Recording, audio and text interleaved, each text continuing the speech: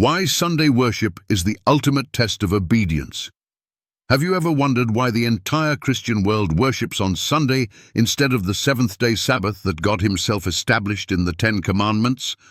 Let's go straight to the Bible. No opinions, just facts, and see if you can challenge what you're about to hear. God's Sabbath was never Sunday. In Genesis 2:2-3, it says, "And on the seventh day God ended His work, and He rested on the seventh day and sanctified it." That's the first time the Sabbath is mentioned. Who rested? God. When? On the seventh day. Why? To set an example. Fast forward to the Ten Commandments. Exodus 20:8-11 says, "Remember the Sabbath day, to keep it holy. The seventh day is the Sabbath of the Lord thy God." Not a suggestion, not optional, a command, written by God's own hand in stone. That's permanent. Jesus, the Son of God, also kept the Sabbath. Luke 4:16 says, "As his custom was, he went into the synagogue on the Sabbath day." And he told us in Matthew 5:17 that he came not to destroy the law but to fulfill it. So, if Jesus obeyed the Sabbath, why are so many Christians worshipping on Sunday? Here's the twist. Sunday worship is not in the Bible. Not once are we commanded to keep Sunday holy. The change came from man, not from God. In fact, the Roman Catholic Church claims full responsibility for changing the day of worship from Sabbath to Sunday. Don't believe it? The Catholic Catechism says, "Sunday is holy the Church's."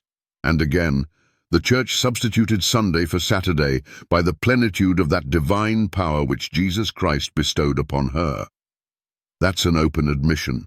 Now, ask yourself, who do you obey, God or man? The Bible says in Acts 5:29, we ought to obey God rather than men. This is the ultimate test of obedience. Who has the final say in your life, your traditions or your Creator? Daniel 7:25 even prophesied this change, speaking of a power that would think to change times and laws.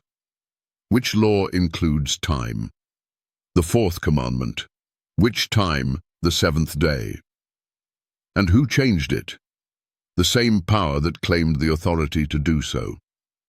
God's last day message in Revelation 14:12 describes His true followers. "Here is the patience of the saints. Here are they that keep the commandments of God and the faith of Jesus." Not 9 commandments, all 10, including the Sabbath. Now, here's your challenge if you're a skeptic or non-believer. Find one verse where God changed the Sabbath from the seventh day to the first day. Just one. Not church history, not opinions. One verse. Spoiler, you won't find it. This isn't just a theological debate, it's life or death.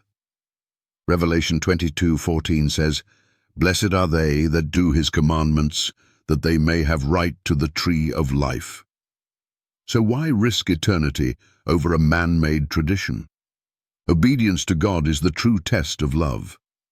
Jesus said in John 14:15, "If ye love me, keep my commandments." Not some of them. Not just the convenient ones, all of them. So now the question is not whether you've heard the truth. You have. The question is, will you obey it?